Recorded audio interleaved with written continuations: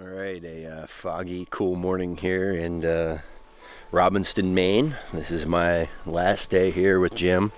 Last full day. We leave tomorrow, heading home. So, exciting day. Jim's replanting a couple of beds where he planted some garlic yesterday. And you can see this was a garlic bed. This was the one on day one when I got here that he'll be planting next. So, you know, some things are starting to show some signs of dryness. Jim uses zero irrigation. They've had no rain. Morning, Pete. Good morning, Jim. It's a beautiful morning. Day on the coast of Maine. That it is. So 6:15, you're already out here planting away, huh? Yeah, I was up early this morning. I got more help coming, and I'm not used to dealing with help, and now I'm seeing how valuable it is. So I got some people that are going to help me pre-harvest for Saturday market tomorrow. We're going to dig some potatoes. Pick most of the peas, both varieties, sugar snap and the green arrow shell peas, and maybe go look for some more lobster mushrooms. Yeah, so this is going to be a big test of my no water planting. So I mean, we're looking at pretty dry soils, and I'm planting directly into it. I really wet the soil blocks heavy, so you know, we'll see what happens. You know, I'm not going to impose, and I'm just going to see what happens. So this is pretty much what I'm hoping to have for the last probably 3 weeks of market as far as the greens mix after I get back from Alaska. And even maybe I'll bring some, because if it's really rocking, this would be finishing right around common ground time. So when does market end for you here? It's my choice. I've been choosing to end it earlier and earlier, so I'm not stressing out as much. But you know, traditionally it's been, there's the last market of the season is the first weekend in October, Perry Harvest Fair. Okay. And it's a big deal. It's amazing. Last year it was pouring rain, and you know, it just packed the highway out there at the Perry Fire Department. So it's, people enjoy it, but it's just so close to when I'm packing up to leave, and I got to get, you know, 1,800 garlic in the ground, and so I've passed on the last couple years because, you know, the squash I can take to Florida and sell, and so I'd say this year it'll probably be, I bet I'll quit when, you know, common ground, the week before common ground will be my last market. When's the date on the common ground? 26th of September? It rotates. It's always the third weekend in September. And when do you head back? I mean, in a perfect world. Perfect world, I'd like to be back the second week of October. Second week of October. Start digging sweet potatoes, get the house ready for Mom. She shows up the 1st of November. So that gives me a little time to get that going, and then, you know, plus sell all that stuff the first week I get back. Which is the squash, the garlic. The squash, the garlic, the berries. But the whole thing is, you know, I'm watching all these pulses go through gardens and, you know, forests with mushrooms and different, you know, weather patterns. But, you know, it's just to receive what's given and not have this expectation that it's going to be there every year. But that's the whole idea of diversity and resilience, that, you know, you're ready to receive what's here in abundance, and when something else doesn't, you know, when that doesn't happen, look for the next thing. It could be killer tomatoes, you know, and it could be awesome for them, all the melons, because this is like perfect melon weather. Because they don't like all that water. Right? They don't like and it intensifies the flavor. Wow. You know, so, I mean, I think there's going to be a, you know, a critical point where if it doesn't rain for 2 more weeks, they might not have any moisture to put into the melon, and tomatoes too, you know, because sun golds always crack with you know, we get a good rain and it dries out, good rain, it dries out, it splits that skin. And, you know, if this is perfect for sun golds, and I bet I'll have sun golds next week, which is the one everybody loves. So, some things like it, some things don't. Yeah, just accept the gift. You know, there's not much, they're a little beat up, being used, but there was like 300 of these. Talk about a man before his time. So this is where the soil blocks go, right, you know, as you're waiting for them to germinate. And then that way you can slide your thing in to pull them up, because the thing I use has 4 sides, and you got to get underneath. Underneath, you know? It, yeah. So this is Coleman's thing, but obviously.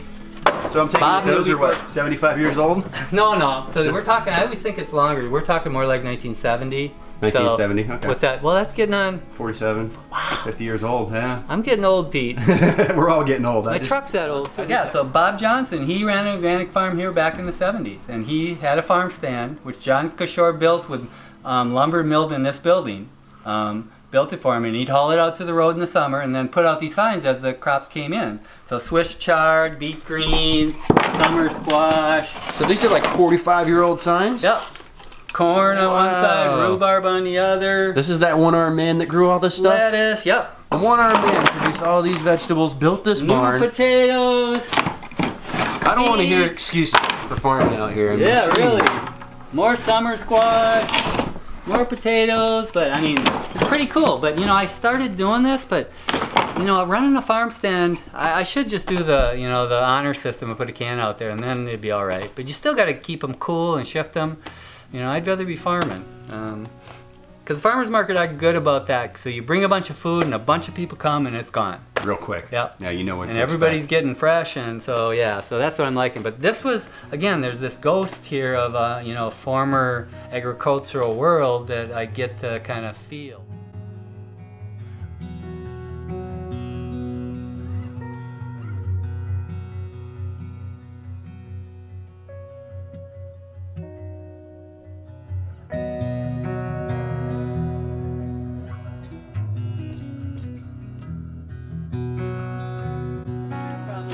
Every 100,000 trees you'll see a chaga, birch trees, and so you got to walk past 100,000 of them to get them. That's not a lot of chaga then. Yeah. And it grows on live birch? Usually injured, dying birch. Okay. Usually older. I found it as, you know, small diameters, maybe 4 inches. Oh, I can almost see where you walked in. Now this is, so what I found about mushrooms is they're healers, you know, even that birch, chaga. This has all been logged, so these trails are all, you'll see like these big divots of 2 tire tracks. Yeah. Right? And so that stays in the woods after it regrows. And you know, they might have left some birch here that they didn't take, so they hit it right here, right, with something. Oh yeah. And so it creates a wound, and that's where you often find the chaga growing. So it's a healer for the birch. But the problem came from, or the reason it needed to heal was man roughing it. And the same thing with these skitter trails. They seem to be compressed areas, and I find probably, you know, 90% of my chanterelles in this kind of situation right on the trail. I mean, it's definitely concentrated, and definitely almost all the lobsters I ever find. I've only found lobsters for 2 years, so I'm no mushroom expert. But you can see this is a trail. You can. It's not anybody keeping it open. It's just an old skitter trail. Say skidder, that's the tool, I guess the machine that comes through and takes the trees, huh? Right, so they can chop them and drag them out to where they put them on the truck. This is a perfect day to mushroom. I like being out here with the clouds because they glow more, these colored ones. The overcast, yeah. Yeah, the chanterelles especially. But you know, somebody first told me about lobster. She said, it looks like a piece of survey tape laying on the ground in the woods. And sure enough, it does. 2 days ago. So this one's been knocked over. Oh. No, that's still pretty good. I don't know, somebody might have stepped on that. So what you're looking for is something very meaty. This is a bit lighter, so they start to get mealy and dry, but I'll take this just for the heck of it. It's already been knocked loose. But how they appear is this. And look, we already got somebody eating them. They just push up through the leaves, and they often have dirt. You know, he's already been eating on it. But again, this one's pretty primo. It's a denseness to it. You know, if you look at the YouTube videos with the chefs, they're raving about this mushroom, just looking just like this. You know, most people, oh, it's kind of ugly. I mean, I'm looking at your face and going, you really eating that, Jim? It's a little in bad shape. Yeah, but all they'll do is they'll kind of brush that off, and I'll do that for prep. I'll take a light paintbrush and kind of brush that dirt off. But the chefs were, you know, carving those little pieces out that were kind of discolored. Yeah. And then they'd actually make some kind of broth out of that and strain it. And then they value this. It's like $20 a pound to a chef. You know, I'm selling for $10. I see about 15 of them now. No way. Yeah, so everywhere I look, like right here they're coming through. Yeah. There's a big one.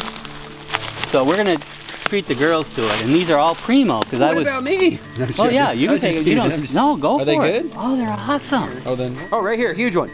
That's what I want. I got mushroom eyes, Jim. I'm telling you, we're gonna fill the bag. Yeah. Good. Yeah, I got really good eyes. Oh, you did good. Yeah, that one's nice. Ah, it's a little old, but look at the color. The bottom of it. That's gorgeous. Tell me that ain't a lobster claw. Let me see this thing. And it's still, feel the weight of that. That's still a good one. Holy moly! I've never felt the mushroom that's so dense. Yeah, I mean, it's you know how lobster flesh is almost rubbery? It's a similar. Everything is the same as a lobster except the flavor. Wow. All right, welcome. All right, so it's our last day. Customers haven't started showing up yet. They don't let them start selling the vegetables for about 20 minutes, but Jim's all set up. I want to show you what his booth looks like and what he does here, so. Oh, there he is. So it's a little bit of a walk, but you just got to go down that tall building. There's those stands he was talking about. Obviously some of those sunflowers. Beautiful sunflowers. Nice, huh?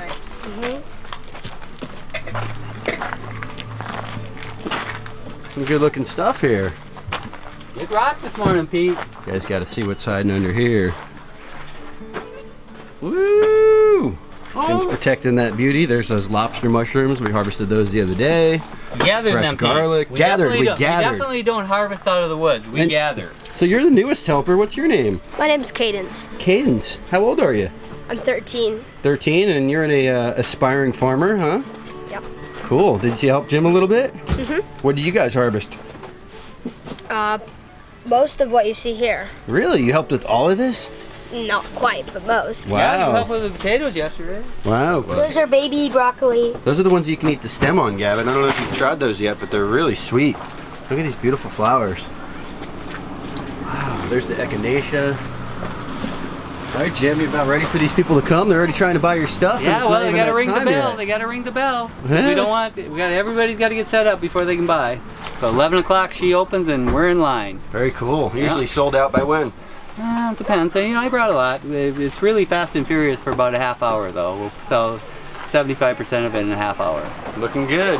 So this is one of the newer tops I see, huh? I buy a brand new one every year. Every year. And then retire the old one, the year-old one, to my kitchen. What are you here for? Potatoes. You come for the potatoes. You know all about Jim's potatoes, don't you? Yeah. Are they serious? Yeah. What's your name? Kieran. Kieran. All right, buddy. I think I saw you at the ice cream thing again yesterday. We've been into you all week, huh? Yeah. Smaller. Hey, what is that? Is that your allowance? All right, so I don't get an so allowance. far. Well, how'd you get that money? Well, I sell vegetables. Whoa. How old are you? 11. And you're hustling vegetables? Yeah. And you're coming here to buy somebody else's berries? Yeah. You know what's up, Even huh? without the rain, you know. Let me see what you're getting. Some rain, it'll rock. Whoa. And you took his money? I took his money. What's going on here? He's stealing my money. I'm telling you. Awesome stuff, guys. No, because Yeah, wait, you made 70 bucks the other day. What are you selling over there? I was selling chard and kale. Chard and kale. Yeah, That's a lot of money. I know. How long did that take you? A day. A day. Yeah. Where are you slinging it? On the other side of the road. All right, Jim, we've had a blast this week, and I'm sure you're going to get about 1 million questions, and probably going to get people that want to drop in and see you. I'm sure you'd probably like to know beforehand, so if people did want to get a hold of you, can they email you? Is there a way of contacting you? Yeah, email me at james.kovaleski, Kovaleski, at gmail.com. But yeah, just don't show up because it's not my place. You know, it's kind of an imposition on somebody else's land. So yeah, just email me and we'll talk about when you can come visit. All right, so you guys heard it. If you want to get a hold of Jim, drop him a line on an email, tell him you want to see him, give him a little bit of a heads up. I'm sure that'd be well appreciated. You know, once we get this material out to you guys, I'm sure there's going to be a ton of questions there, so maybe we'll pick like the top 5 or 10 questions. I'll interview Jim, we'll get those answered, we'll get them back out to you. All right, Jim, well, Maine is beautiful. We've had a blast.